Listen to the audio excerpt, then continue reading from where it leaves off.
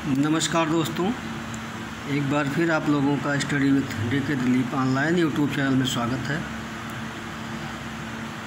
बात हो रही थी प्राथमिक शिक्षा में सुधारों को लेकर के, जिसमें कई सारे कार्यक्रम चलाए गए और इस प्राथमिक शिक्षा के नवीन प्रयास में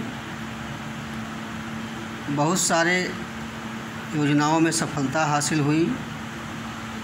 बहुत सारे कार्यक्रमों में कुछ कमियां भी देखने को मिल रही हैं, लेकिन धीरे धीरे राष्ट्रीय स्तर पर जो साक्षरता है या शिक्षा है उसमें कहीं न कहीं सुधार किया जा रहा है, चाहे जिस कार्यक्रम के द्वारा। इसी क्रम में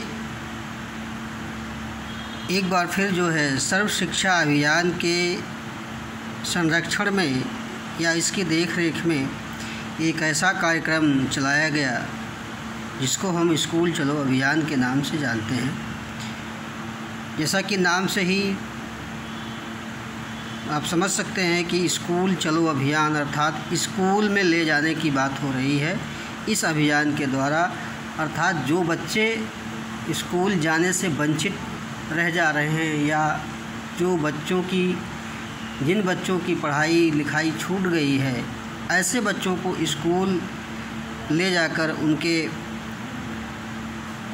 प्राथमिक शिक्षा में जो भी अवरोधन है, अव्यय है या नामांकन है, उसमें सुधार करने की बात की जा रही है। ऐसे तो स्कूल चलो अभियान भारत सरकार द्वारा 1996 ईस्वी में ही शुरू कर दिया गया था, लेकिन आगे चलकर सर्व शिक्षा अभियान के देखरेख में संरक्षण में इसे सन 2006 में उत्तर प्रदेश सरकार द्वारा चलाने का निश्चय किया गया। और इसमें जैसा कि भारतीय संविधान में भी 6 से 14 वर्ष तक के बच्चों को निःशुल्क शिक्षा प्रदान करने का एक मौलिक अधिकार बना दिया गया है, जिसको हम RTE एक्ट के नाम से जानते हैं। इसी RTE एक्ट को सफल करने के लिए बहुत सारे कार्यक्रमों का संचालन किया जा रहा है। तो आइए देखते हैं कि स्कूल चलो अभियान के द्वारा कोई न छूटे अब की बार इसका नारा है, शिक्षा है सबका अधिकार, आधी रोटी खाएंगे स्कूल ज़रूर जाएंगे। तो ये जो इसका नारा कुछ था, इसको हम देख लेते हैं कि एक भी बच्चा छूटा संकल्प हमारा टूटा, पढ़ेंगे पढ़ाएंगे उन्नत देश बनाएंगे। यहाँ पर जाएंगे होगा। अब देखते हैं इसका क्या था स्कूल चलो अभियान। तो हम देख रहे हैं कि इसकी जो शुरुआत हुई थी सन 1996 में शुरू की गई थी और भारत सरकार द्वारा सर्वप्रथम शुरू किया गया था, लेकिन धीरे धीरे राज्यों में भी इसका संचालन शुरू हो गया। और इसको संचालित करने का, इस अभियान को शुरू करने का जो उद्देश्य था कि जो प्राथमिक शिक्षा में लगातार विकास में कमियां जो आ रही हैं या जो प्राथमिक शिक्षा में जो भी कमियां देखने को मिल रही हैं या जो अपव्यय है या अवरोधन है अर्थात या नामांकन है, ऐसे मामलों को लेकर के सुधार करने की बात लगातार की जा रही है।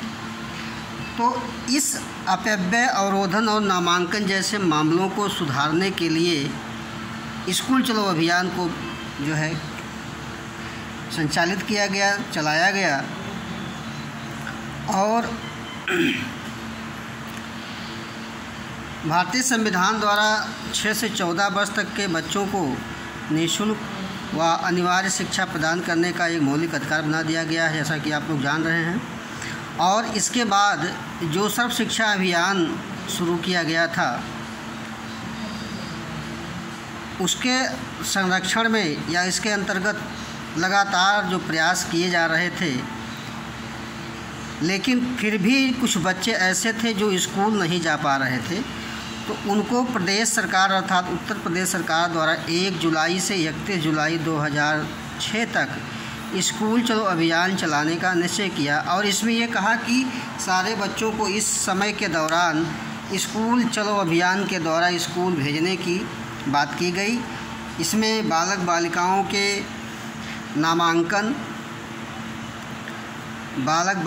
के नामांकन कराने व नामांकन हेतु ऐसे क्षेत्रों के लिए प्रयास किया गया जहां पर विद्यालयों की पहुंच नहीं हो पा रही है बच्चों तक, या ऐसे बच्चे जहां पर इनकी संख्या अधिक है, या ऐसे क्षेत्र हैं जो कि मलिन बस्तियां हैं, या रेलवे स्टेशन के आसपास क्षेत्र हैं, बस स्टेशन का क्षेत्र है, ईंट भट्ठे के आसपास के क्षेत्र हों, तो ऐसे क्षेत्रों में इन्हें 100% नामांकन कराने और जो बीच में विद्यालय छोड़ दिए हैं बच्चे, उनकी संख्या को 0 तक लाने का निश्चय किया गया। अर्थात ऐसे क्षेत्र जहां पर मलिन बस्तियां हों, रेलवे स्टेशन के आसपास हों, बस स्टेशन के आसपास के क्षेत्र हों, ईंट भट्ठा के आसपास का क्षेत्र हो, तो ऐसे क्षेत्रों में 100% नामांकन और जो अवरोधन हुआ है, बीच में जो बच्चे छोड़ दिए हैं विद्यालय, उनकी संख्या को कम करना था। और इसका निश्चय किया गया कि इस स्तर को 0 तक लाना, अर्थात कोई भी बच्चा ऐसा ना रहे जो विद्यालय को छोड़ने में या नामांकन में देखा जा सके। तो इसके लिए बहुत सारे ऐसे प्रयास किए गए जो लगातार चल रहे थे, ताकि इस प्राथमिक शिक्षा में अव्यय अवरोधन और नामांकन की जो समस्या लगातार चली आ रही थी, वह सर्व शिक्षा अभियान के द्वारा या सर्व शिक्षा अभियान के अंतर्गत इस कार्यक्रम के द्वारा सफल बनाने की बात की गई।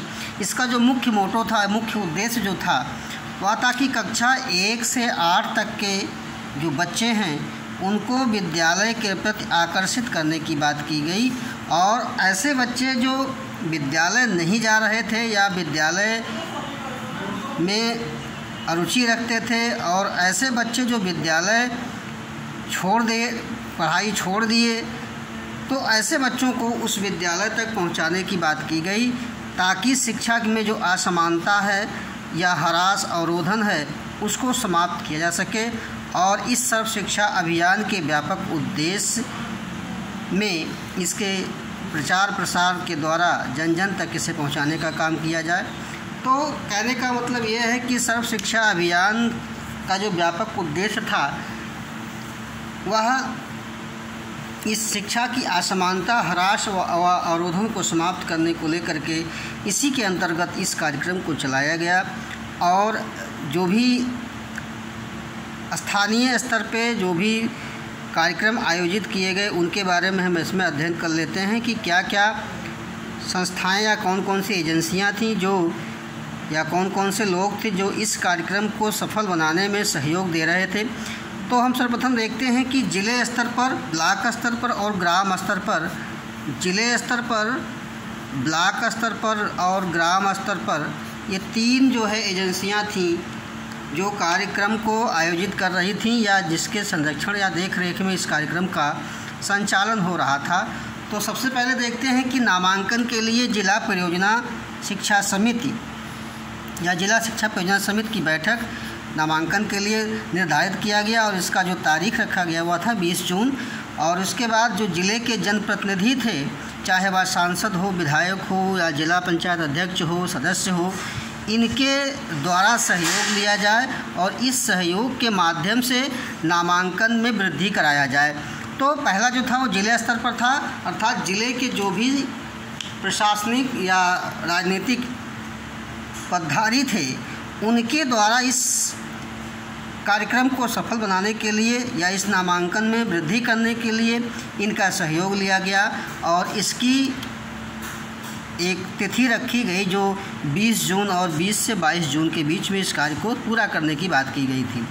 इसके बाद अगर हम ब्लॉक स्तर पर देखें तो उनमें सर्वप्रथम ब्लॉक प्रमुख है, जो पूरे ब्लॉक का एक राजनीतिक पद होता है, और एक बीडीसी है जो सदस्य होता है, और उसके बाद ग्राम प्रधान है।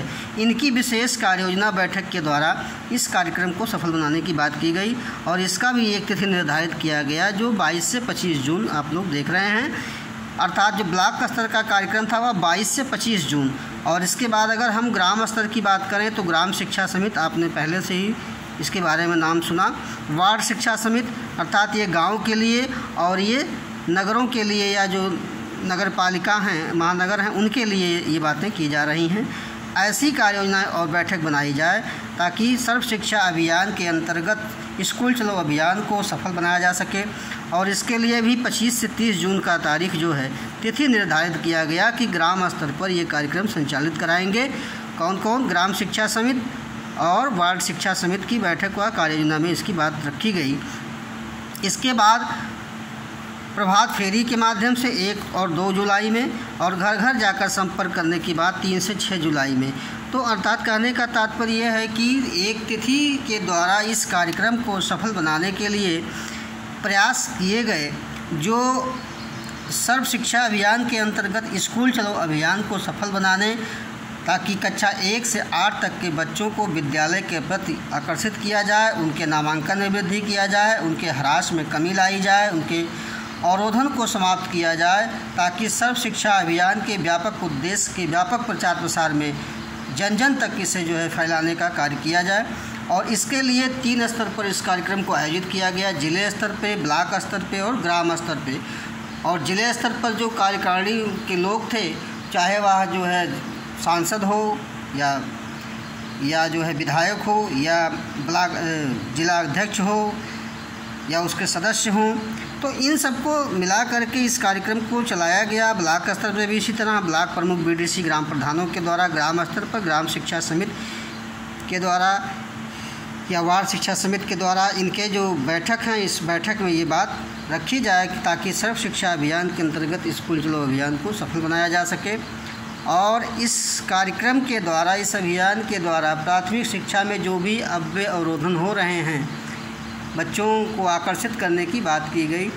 इस प्रकार प्राथमिक शिक्षा को लेकर बहुत सारे प्रयास किए जा रहे हैं, जो सबको शिक्षा सर्वसुलभ कराने की बात की जा रही है। इस प्रकार आज का वीडियो यहीं पे समाप्त होता है। धन्यवाद।